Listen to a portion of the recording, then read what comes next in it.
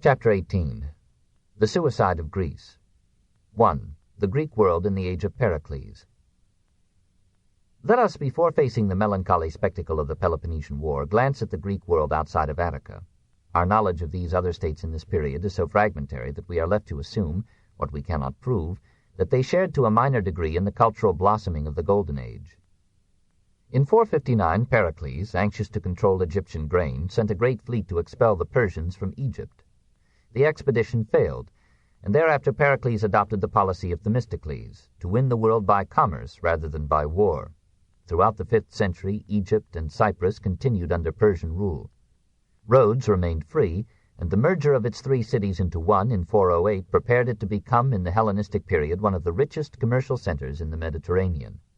The Greek cities of Asia preserved their independence, one at Mycale in 479, until the destruction of the Athenian Empire left them helpless again before the tribute collectors of the great king. The Greek colonies in Thrace and on the Hellespont, the Propontis and the Euxine, prospered under Athenian domination but were impoverished by the Peloponnesian War. Under Archelaus, Macedonia passed out of barbarism and became one of the powers of the Greek world. Good roads were laid down, a disciplined army was formed out of the hardy mountaineers, a handsome new capital was built at Pella, and many Greek geniuses like Timotheus, Zeuxis, and Euripides found welcome at the court. Boeotia, in this period, produced Pindar and gave to Greece in the Boeotian Confederacy an unappreciated example of how independent states might live in peace and cooperation. In Italy, the Greek cities suffered from frequent wars and from Athenian ascendancy in maritime trade. In 443, Pericles sent out a group of Hellenes, gathered from different states, to establish near the site of Sybaris the new colony of Thurii as an experiment in pan-Hellenic unity. Protagoras drew up a code of laws for the city, and Hippodamus the architect laid out the streets on a rectangular plan that was to be widely imitated in the following centuries. Within a few years, the colonists divided into factions according to their origin, and most of the Athenians, probably including Herodotus, went back to Athens. Sicily, always turbulent but always fertile, continued to grow in wealth and culture. Silenus and Acragas built massive temples, and under Theron, Acragas became so rich that Empedocles remarked, "The men of Acragas devote themselves wholly to luxury as if they were to die tomorrow, but they furnish their houses as if they were to live forever." Gelon I, when he died in 478, left Syracuse, a system of administration almost as effective as that which Napoleon bequeathed to modern France. Under his brother and successor, Hiram I, the city became a center not only of trade and wealth, but of literature, science, and art. There, too, luxury reached dizzy heights. Syracusan banquets became a byword for extravagance, and Corinthian girls were so numerous in the city that any man who slept at home was considered a saint. The citizens were quick of mind and sharp of tongue. They enjoyed good oratory to their ruin, and crowded to hear in their magnificent open-air theater the comedies of Epicharmus and the tragedies of Aeschylus. Hiram was a tyrant of bad temper and goodwill, cruel to his enemies and generous to his friends. He opened his court and purse to Simonides, Bacchylides, Pindar, and Aeschylus, and with their help made Syracuse for a moment the intellectual capital of Greece. But man cannot live on art alone. The Syracusans thirsted for the wine of freedom, and after the death of Hiram they deposed his brother and set up a limited democracy. The other Greek cities in the island took courage and likewise expelled their dictators. The trading classes overthrew the landowning aristocracies and established a commercial democracy superimposed upon a system of ruthless slavery. After some 60 years, war ended this interlude of liberty as it had ended another through Gelon I. In 409, the Carthaginians, who had kept alive through 3 generations the memory of Hamilcar's defeat at Himera, invaded Sicily with an armada of 1,500 ships and 20,000 men under Hamilcar's grandson, Hannibal. He laid siege to Selinus, which had become pacific under prosperity and had neglected to keep its defenses in repair. The surprised city appealed for help to Acragas and Syracuse, whose comfortable citizens responded with Spartan leisureliness. Selinus was taken, all the survivors were massacred and mutilated, and the city became a part of the Carthaginian Empire. Hannibal proceeded to Himera, captured it with ease, and put 3,000 prisoners to torture and death to appease the shade of his grandfather. A plague decimated his troops and took off Hannibal himself as they besieged Acragas, but his successor mollified the gods of Carthage by burning alive his own son as an offering. The Carthaginians took the city, took Gela and Camarina, and marched on toward Syracuse. The terrified Syracusans, interrupted in their banquets, gave absolute power to their ablest general, Dionysius. But Dionysius made peace with the Carthaginians, ceded to them all southern Sicily, and used his troops to establish a second dictatorship in 405. It was not all treachery. Dionysius knew that resistance was useless. He surrendered everything but his army and his city, and resolved to strengthen both until he, too, like Gelen, could expel the invaders from Sicily. 2. How the Great War began. Just as the simple soul must picture deity in the form of a man, so the simple citizen must conceive the causes of war to be personal, usually one person. Even Aristophanes, like some gossips of his time, would have it that Pericles brought on the Peloponnesian War by attacking Megara because Megara had offended Aspasia. It is probable that Pericles, who had not hesitated to conquer Aegina, had dreamed of completing Athens's control of Greek trade by dominating not only Megara but Corinth, which was to Greece what Istanbul is to the eastern Mediterranean today, a door and a key to half a continent's trade. But the basic cause of the war was the growth of the Athenian Empire and the development of Athenian control over the commercial and political life of the Aegean. Athens allowed free trade there in time of peace, but only by imperial sufferance. No vessel might sail that sea without her consent. Athenian agents decided the destination of every vessel that left the grain ports of the north. Methone, starving with drought, had to ask Athens's leave to import a little corn. Athens defended this domination as a vital necessity. She was dependent upon imported food, and was determined to guard the routes by which that food came. In policing the avenues of international trade, Athens performed a real service to peace and prosperity in the Aegean, but the process became more and more irksome as the pride and wealth of the subject cities grew. The funds that these had contributed for defense against Persia were being used for the adornment of Athens, even for the financing of Athenian wars upon other Greeks. Periodically, the assessment had been increased until it was now, in 432, some 460 talents, or $2,300,000 per year. Athens reserved to Athenian courts the right to try all cases arising within the Confederacy that involved Athenian citizens or major crimes. If any city resisted, it was reduced by force, so Pericles, with efficient dispatch, suppressed rebellions in Aegina, Euboea, and Samos. If we may believe Thucydides, the democratic leaders at Athens, while making liberty the idol of their policy among Athenians, frankly recognized that the confederacy of free cities had become an empire of force. "You should remember," says Thucydides' Cleon to the assembly, "that your empire is a despotism exercised over unwilling subjects who are always conspiring against you. They do not obey in return for any kindness which you do them to your own injury, but only in so far as you are their master. They have no love for you, but they are held down by force." The inherent contradiction between the worship of liberty and the despotism of empire cooperated with the individualism of the Greek states to end the Golden Age. The resistance to Athenian policy came from nearly every state in Greece. Boeotia fought off at Coronea in 447 the attempt of Athens to include it in the empire. Some subject cities and others that feared to become subject appealed to Sparta to check the Athenian power. The Spartans were not eager for war, knowing the strength and valor of the Athenian fleet. But the old racial antipathy between Dorian and Ionian inflamed them, and the Athenian custom of establishing in every city democracies dependent upon the empire seemed to the landowning oligarchy of Sparta a threat to aristocratic government everywhere. For a time the Spartans contented themselves with supporting the upper classes in every city and slowly forging a united front against Athens. Surrounded by enemies abroad and at home, Pericles worked for peace and prepared for war. The army, he calculated, could protect Attica, or all of Attica's population gathered within Athens's walls, and the navy could keep open the routes by which Euxine or Egyptian grain might enter Athens's walled port. It was his judgment that no real concessions could be made without endangering that supply of food. It seemed to him, as now to England, a choice between empire and starvation. Nevertheless, he sent envoys to all the Greek states, inviting them to an Hellenic conference which would seek a peaceful solution of the problems that were leading to war.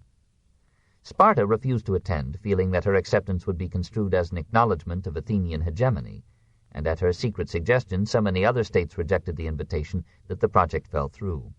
Meanwhile, says Thucydides, in a sentence that explains much history, "The Peloponnesus and Athens were both full of young men whose inexperience made them eager to take up arms."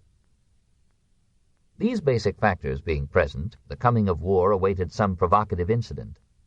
In 435, Corcyra, a Corinthian colony, declared itself independent of Corinth, and presently she joined the Athenian confederacy for protection. Corinth sent a fleet to reduce the island. Athens, appealed to by the victorious democrats of Corcyra, sent a fleet to help them. An indecisive battle took place in which the navies of Corcyra and Athens fought against those of Megara and Corinth. In 432, Potidaea, a city in Chalcidice tributary to Athens but Corinthian in blood, attempted to expel the Athenian power. Pericles sent an army to besiege it, but its resistance continued for 2 years and weakened the military resources and prestige of Athens. When Megara gave further help to Corinth, Pericles ordered all Megarian products excluded from the markets of Attica and the empire. Megara and Corinth appealed to Sparta. Sparta proposed to Athens a repeal of this Megarian decree. Pericles agreed on condition that Sparta permit foreign states to trade with Laconia. Sparta refused. Instead, she laid down as a prerequisite to peace that Athens should acknowledge the full independence of all Greek cities. That is, that Athens should surrender her empire. Pericles persuaded the Athenians to reject this demand, and Sparta declared war. 3. From the plague to the peace. Nearly all Greece ranged itself on one or the other side. Every state in the Peloponnesus except Argos supported Sparta. So did Corinth, Megara, Boeotia, Locris, and Phocis. Athens, at the outset, had the half-hearted help of the Ionian and Euxine cities and the Aegean Isles. Like the World War of our own time, the first phase of the struggle was a contest between sea power and land power. The Athenian fleet laid waste the coastal towns of the Peloponnesus, while the Spartan army invaded Attica, seized the crops, and ruined the soil. Pericles called the population of Attica within the walls of Athens, refused to let his troops go out to battle, and advised the excited Athenians to bide their time and wait for their navy to win the war. His calculations were strategically sound, but they ignored a factor that almost decided the conflict. The crowding of Athens led in 430 to a plague, probably malaria, which raged for nearly 3 years, killing a fourth of the soldiers and a great number of the civilian population. The people, desperate with the combined sufferings of epidemic and war, accused Pericles of responsibility for both. Cleon and others indicted him on the charge of misusing public funds. Since he had apparently employed state money to bribe the Spartan kings to peace, he was unable to give a satisfactory accounting. He was convicted, deposed from office, and fined the enormous sum of 50 talents, or $300,000. About the same time, his sister and his 2 legitimate sons died of the plague. The Athenians, finding no leader to replace him, recalled him to power in 429, and to show their esteem for him and their sympathy in his bereavement, they overrode a law that he himself had passed, and bestowed citizenship upon the son that Aspasia had borne to him. But the aging statesman had himself been infected by the plague. He grew weaker day by day, and died within a few months after his restoration to office.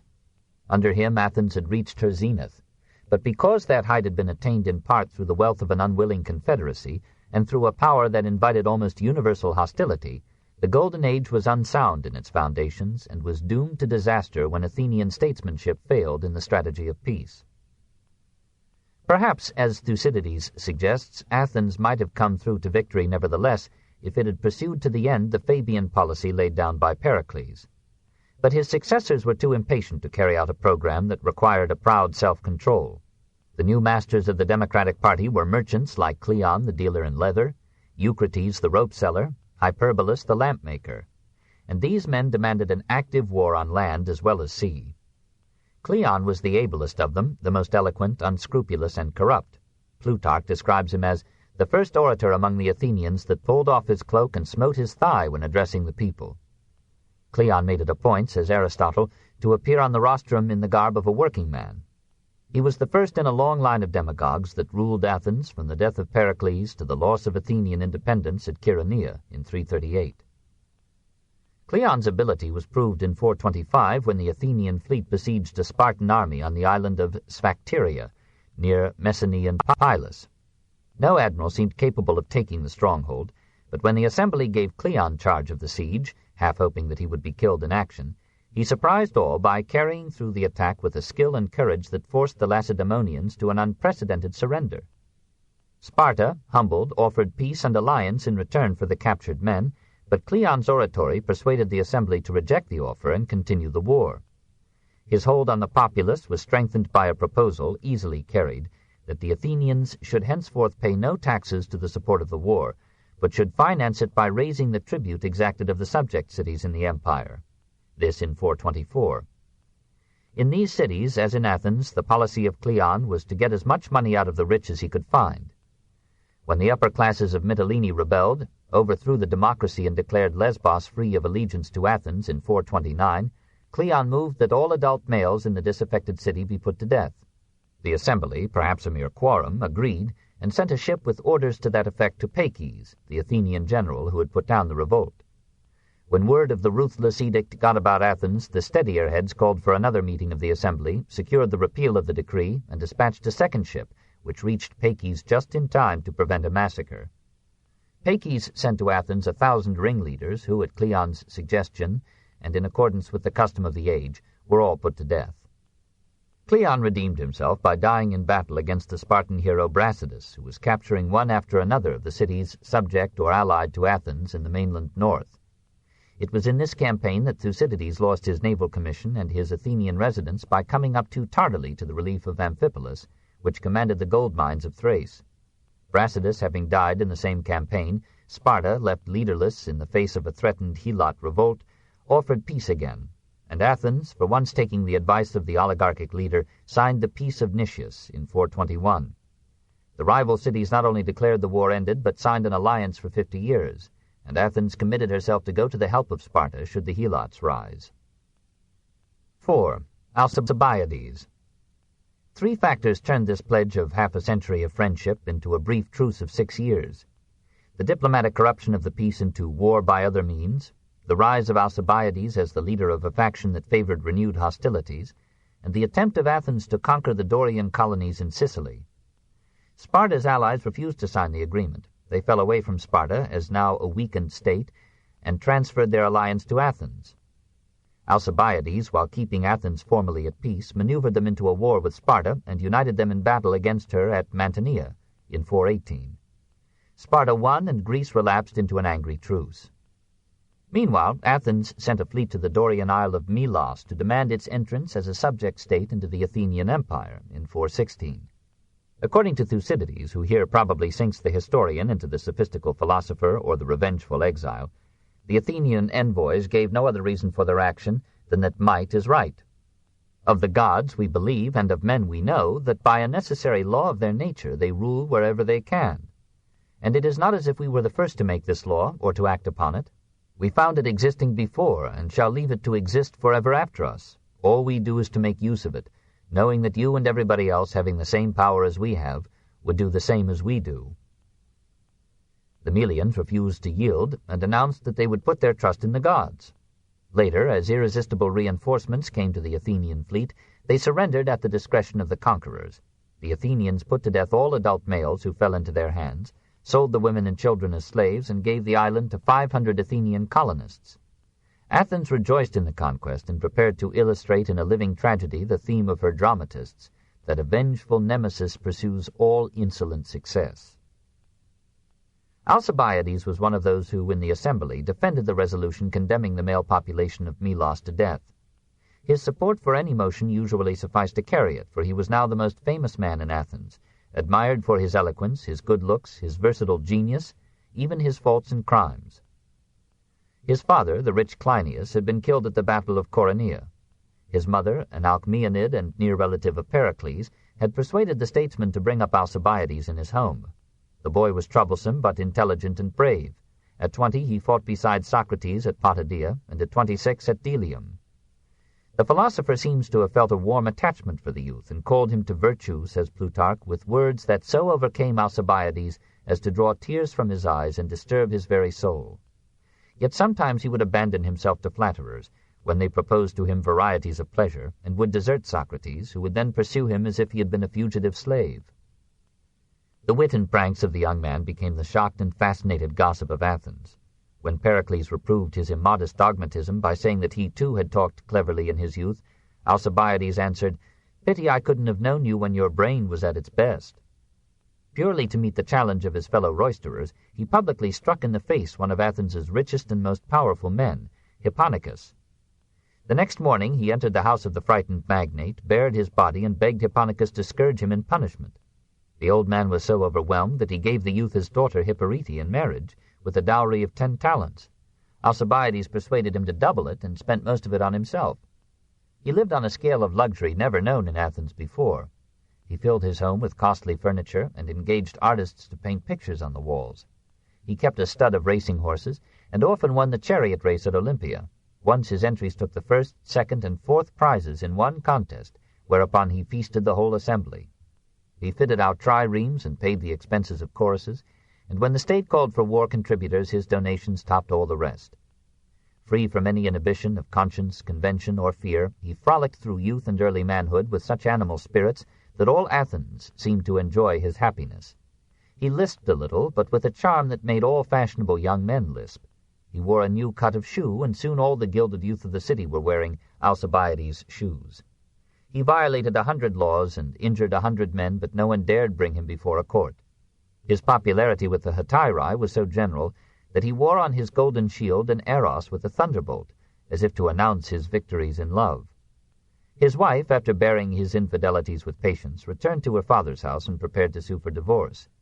But when she appeared before the Archon, Alcibiades caught her up in his arms and carried her home through the marketplace, no one venturing to oppose him.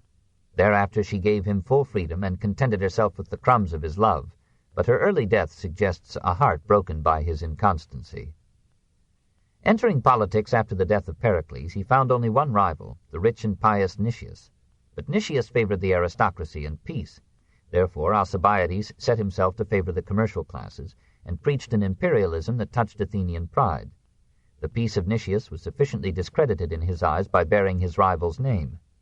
In 420 he was elected one of the 10 generals and began those ambitious schemes that led Athens back into war. When the assembly acclaimed him, Timon the misanthrope rejoiced, predicting great calamities. 5. The Sicilian Adventure. It was the imagination of Alcibiades that ruined the work of Pericles. Athens had recovered from the plague and the war, and trade was again bringing her the wealth of the Aegean. But the law of every being is self-development. No ambition, no empire is ever content. Alcibiades dreamed of carving out a new realm for Athens in the rich cities of Italy and Sicily. There Athens would find grain, materials, and men.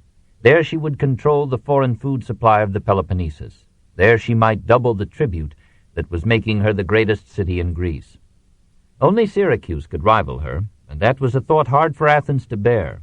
If she could take Syracuse, all the western Mediterranean would fall into her lap, and a splendor would come to Athens such as even Pericles had not conceived.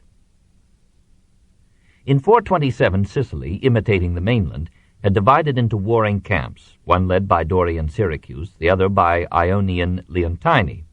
Leontini sent Gorgias to Athens to seek help, but Athens was then too weak to respond. Now, in 416, Segesta dispatched envoys to Athens to say that Syracuse was planning to subjugate all Sicily, make the island Dorian in government, and supply food and money to Sparta should the great war be renewed. Alcibiades leaped to his opportunity. He argued that the Sicilian Greeks were hopelessly divided, even within each city, that it would be a simple matter, given a little courage, to annex the whole island to the empire, that the empire must continue to grow or begin to decay, and that a little war now and then was a necessary training for an imperial race. Nicias pled with the assembly not to listen to any man whose personal extravagance tempted him to wild schemes of aggrandizement. But the eloquence of Alcibiades and the imagination of a people now dangerously free from moral scruples won the day. The assembly declared war against Syracuse, voted funds for a vast armada, and, as if to ensure defeat, divided the command between Alcibiades and Nicias. Preparations went on with the characteristic fever of war, and the occasion of the fleet's departure was awaited as a patriotic festival.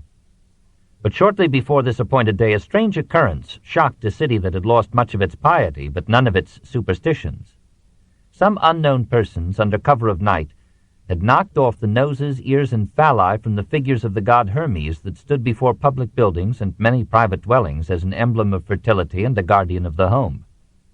An excited investigator brought forward the unreliable evidence of aliens and slaves that the prank had been perpetrated by a drunken party of Alcibiades' friends, led by Alcibiades himself. The young general protested his innocence and demanded to be tried at once, that he might be convicted or cleared before the departure of the fleet. But his enemies, foreseeing his acquittal, succeeded in postponing the trial. And so in 415 the great flotilla set sail, led by a timid pacifist who hated war, and by an audacious militarist whose genius of leadership was frustrated by the divided command, and the dread among the crews that he had incurred the enmity of the gods.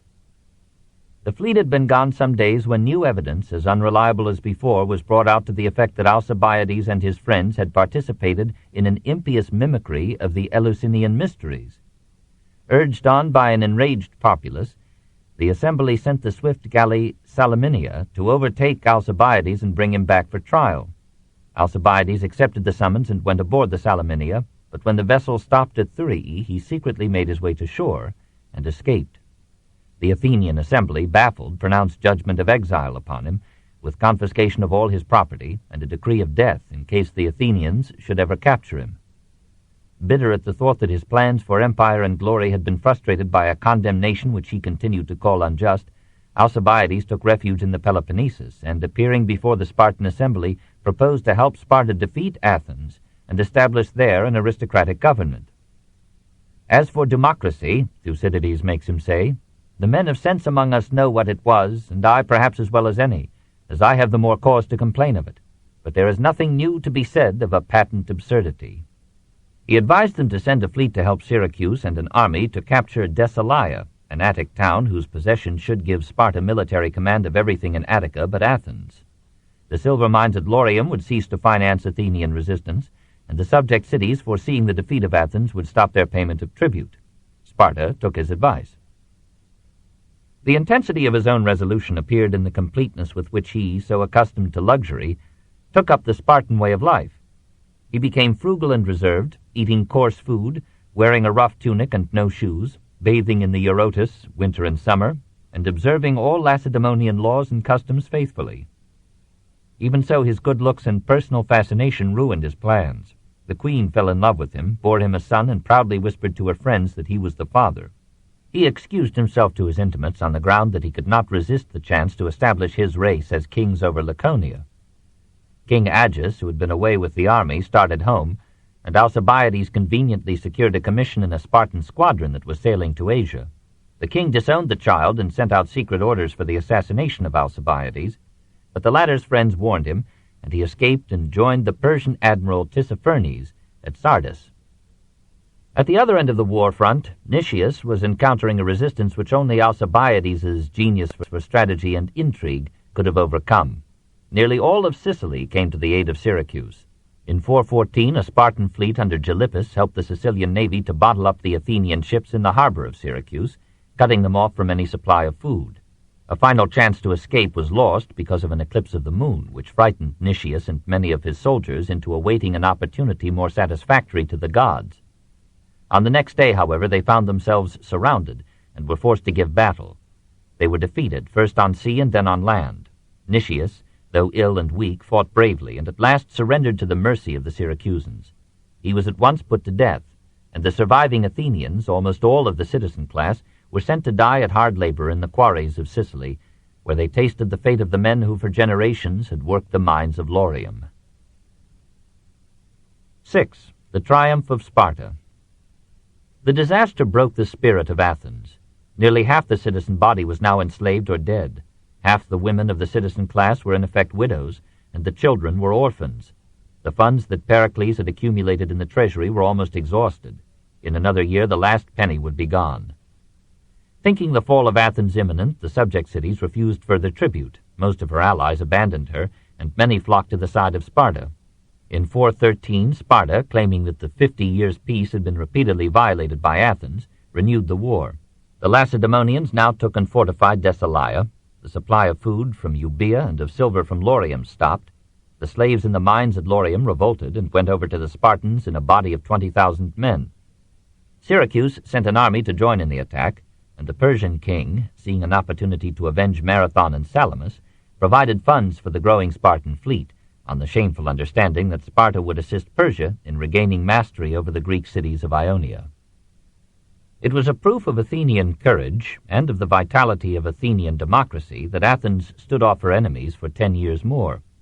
The government was put upon an economical footing, taxes and capital levies were collected to build a new fleet, and within a year of the defeat at Syracuse, Athens was ready to contest Sparta's new mastery of the sea. Just as recovery seemed assured, the oligarchic faction, which had never favored the war and indeed looked to a Spartan victory to revive aristocracy in Athens, organized a revolt, seized the organs of government, and set up a Supreme Council of 400 in 411. The assembly, cowed by the assassination of many democratic leaders, voted its own abdication. The rich supported the rebellion as the only way of controlling the class war that had crossed the lines of the war between Athens and Sparta, much as the struggle of the middle classes against aristocracy united the liberal factions in England and America in the American Revolution. Once in power, the oligarchs sent envoys to make peace with Sparta and secretly prepared to admit the Spartan army into Athens. Meanwhile, Theramenes, leader of a center party of moderate aristocrats, led a counter-revolution and replaced the 400, which had ruled some 4 months, with a council of 5,000, also in 411.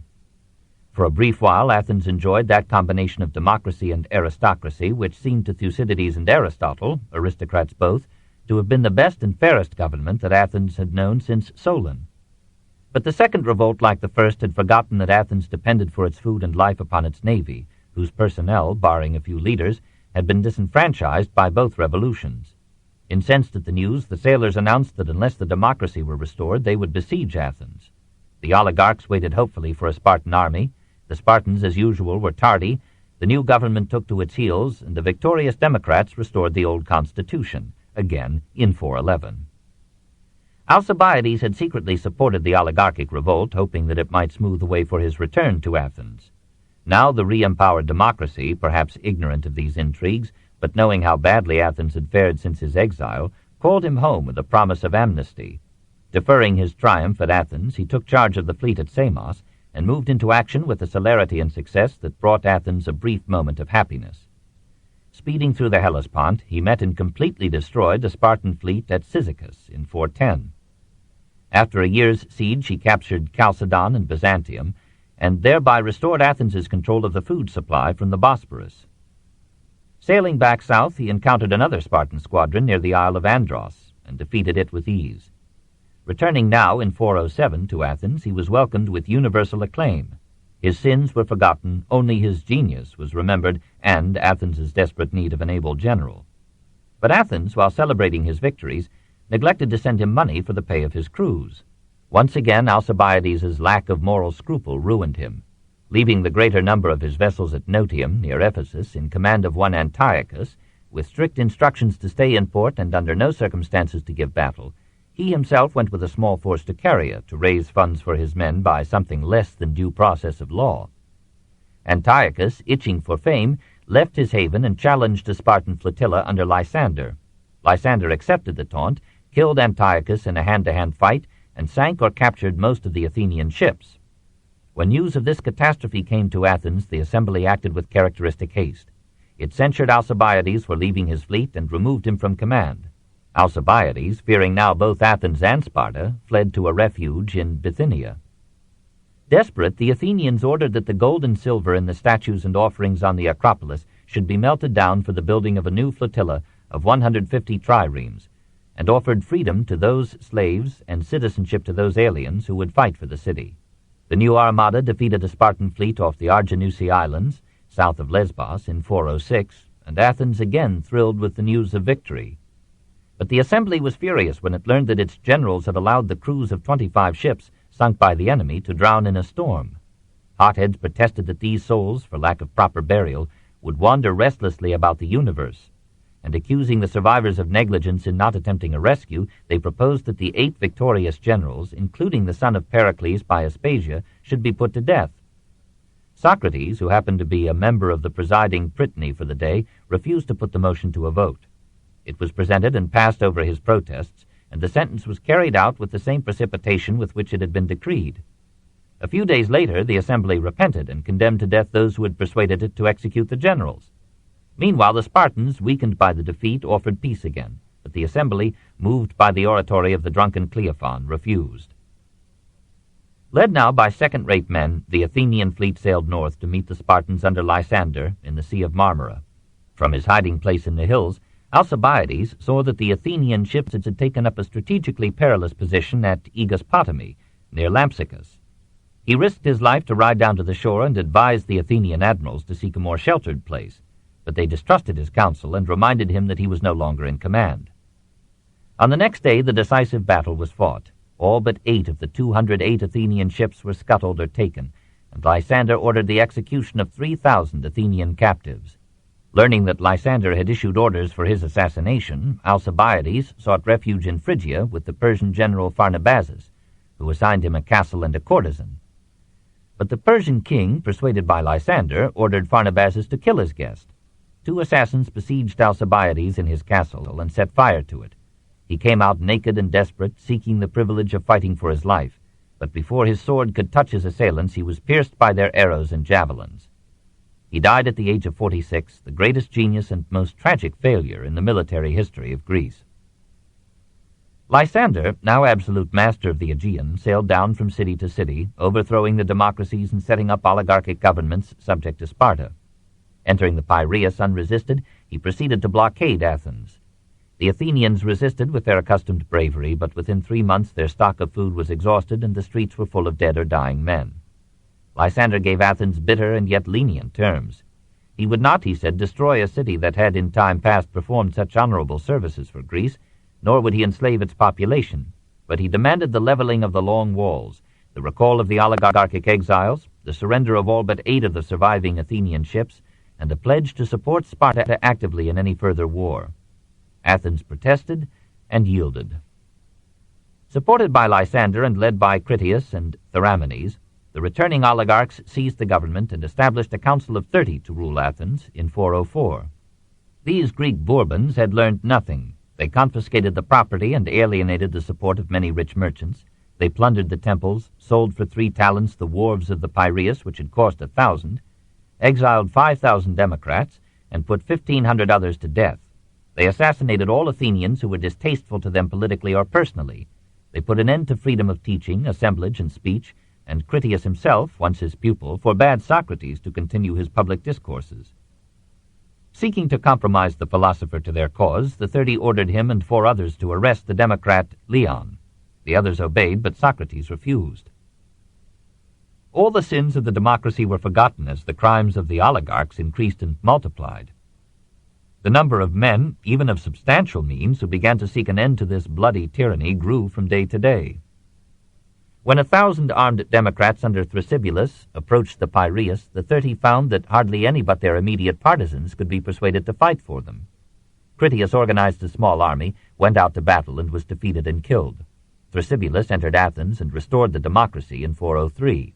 Under his guidance, the assembly behaved with unwonted moderation. It decreed death for only the highest surviving leaders of the revolution and allowed them to escape this sentence by exile. It declared a general amnesty to all others who had supported the oligarchs. It even repaid to Sparta the 100 talents that the ephors had lent to the 30. These acts of humanity and statesmanship gave to Athens at last the peace that she had not known for a generation. 7. The death of Socrates. Strange to say, the only cruelty of the restored democracy was committed upon an old philosopher whose 70 years should have put him beyond the possibility of being a danger to the state. But among the leaders of the victorious faction was the same Anytus who years before had threatened to revenge himself upon Socrates for dialectical slights and the corruption of his son. Anytus was a good man. He had fought bravely under Thucydides, had saved the lives of oligarchs who had been taken captive by his soldiers, had been instrumental in arranging the amnesty, and had left in undisturbed enjoyment of his property those to whom it had been sold after confiscation by the 30. But his generosity failed when it came to Socrates. He could not forget that when he had gone into exile, his son had stayed in Athens with Socrates and had become a drunkard. It did not appease Anytus to observe that Socrates had refused to obey the 30, and, if we may take Xenophon's word for it, had denounced Critias as a bad ruler. To Anytus it seemed that Socrates, more than any sophist, was an evil influence both on morals and on politics. He was undermining the religious faith that had supported morality, and his persistent criticism was weakening the belief of educated Athenians in the institutions of democracy. The murderous tyrant Critias had been one of Socrates' pupils. The immoral and treasonable Alcibiades had been his lover. Charmides, his early favorite, had been a general under Critias and had just died in battle against the democracy. it seemed fitting to Anytus that Socrates should leave Athens or die. The indictment was brought forward by Anytus, Miletus, and Lycon in 399 and read as follows. Socrates is a public offender in that he does not recognize the gods that the state recognizes, but introduces new demoniacal beings, the Socratic daimonion. He is also offended by corrupting the youth. The trial was held before a popular court, or dikasterion, of some 500 citizens, mostly of the less educated class. We have no means of knowing how accurately Plato and Xenophon have reported Socrates' defense. We do know that Plato was present at the trial, and that his account of Socrates' apology agrees in many points with Xenophon's. Socrates, says Plato, insisted that he believed in the state gods, even in the divinity of the sun and moon. You say first that I do not believe in gods, and then again that I believe in demigods. You might as well affirm the existence of mules and deny that of horses and asses. And then he referred sadly to the effects of Aristophanes' satire. I have had many accusers, who accused me of old, and their false charges have continued during many years, and I am more afraid of them than of Anytus and his associates. For they began when you were children, and took possession of your minds with their falsehoods, telling of one Socrates, a wise man, who speculated about the heavens above, and searched into the earth beneath, and made the worse appear the better cause. These are the accusers I dread, for they are the circulators of this rumor, and their hearers are too apt to fancy that speculators of this sort do not believe in the gods. And they are many, and their charges against me are of ancient date, and they made them in days when you were impressionable, in childhood, or perhaps in youth, and the cause when heard went by default, for there was none to answer. And hardest of all, their names I do not know and cannot tell, unless in the chance case of a comic poet. That is the nature of the accusation, and that is what you have seen yourselves in the comedy of Aristophanes. He lays claim to a divine mission to teach the good and simple life, and no threat will deter him. Strange indeed would be my conduct, O men of Athens, if I who, when I was ordered by the generals whom you chose to command me at Potidaea and Amphipolis and Delium, remained where they placed me, like any other man facing death. If, I say now, when, as I conceive and imagine, God orders me to fulfill the philosopher's mission of searching into myself and other men, I were to desert my post through fear of death. If you say to me, Socrates, this time we will let you off, but upon one condition, that you are not to inquire and speculate in this way any more, I should reply, Men of Athens, I honor and love you, but I shall obey God rather than you. And while I have life and strength, I shall never cease from the practice and teaching of philosophy, exhorting anyone whom I meet after my manner and convincing him, saying, O my friend, why do you, who are a citizen of the great and mighty and wise city of Athens, care so much about laying up the greatest amount of money and honor and reputation, and so little about wisdom and truth? Wherefore, O men of Athens, I say to you, do as Anytus bids, and either acquit me or not. But whatever you do, know that I shall never alter my ways, not even if I have to die many times. The judges appeared to have interrupted him at this point, and to have bidden him desist from what seemed to them insolence, but he continued in even haughtier vein. I would have you know that if you kill such a one as I am, you will injure yourselves more than you will injure me. For if you kill me, you will not easily find another like me, who, if I may use such a ludicrous figure of speech, am a sort of gadfly, given to the state by the god, and the state is like a great and noble steed who is tardy in his motions owing to his very size, and requires to be stirred into life. And as you will not easily find another like me, I would advise you to spare me. The sentence of guilty was pronounced upon him by the small majority of 60. Had his defense been more conciliatory, it is likely that he would have been acquitted. He had the privilege of proposing an alternative penalty in place of death. At first he refused to make even this concession, but on the appeal of Plato and other friends who underwrote his pledge, he offered to pay a fine of 30 minas, or $3,000. The second polling of the jury condemned him by 80 more votes than the first. It still remained open to him to escape from prison. Crito and other friends, if we may follow Plato, prepared the way with bribery, and probably Anytus had hoped for such a compromise. But Socrates remained himself to the last. He felt that he had but a few more years to live, and that he relinquished only the most burdensome part of life, in which all feel their powers of intellect diminished. Instead of accepting Crito's proposal, he examined it from an ethical point of view, discussed it dialectically, and played the game of logic to the end.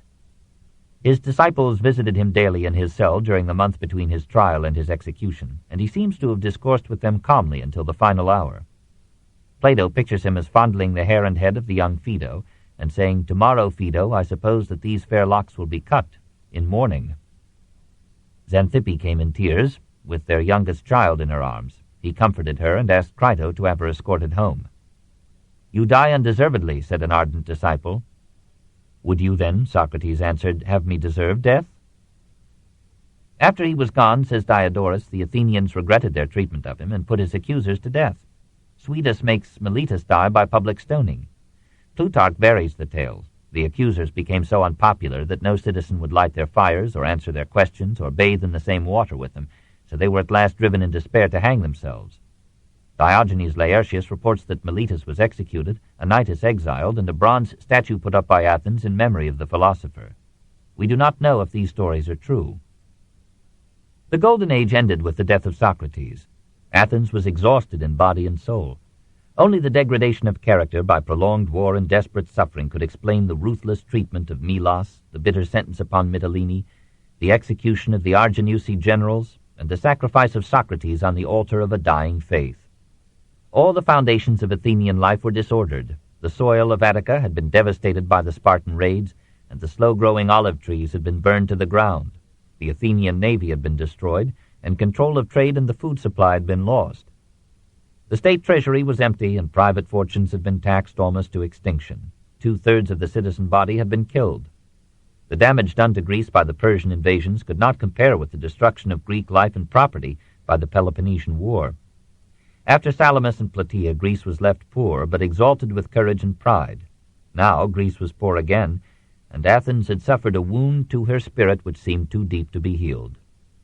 Two things sustained her: the restoration of democracy under men of judgment and moderation, and the consciousness that during the last 60 years, even during the war, she had produced such art and literature as surpassed the like product of any other age in the memory of man. Anaxagoras had been exiled, and Socrates had been put to death, but the stimulus that they had given to philosophy sufficed to make Athens henceforth, and despite herself, the center and summit of Greek thought. What before had been formless tentatives of speculation were now to mature into great systems that would agitate Europe for centuries to come. While the haphazard provision of higher education by wandering sophists was to be replaced by the first universities in history, universities that would make Athens, as Thucydides had prematurely called her, the school of Hellas. Through the bloodshed and turmoil of conflict, the traditions of art had not quite decayed. For many centuries yet, the sculptors and architects of Greece were to carve and build for all the Mediterranean world. Out of the despair of her defeat, Athens lifted herself with startling virility to new wealth, culture, and power, and the autumn of her life was bountiful.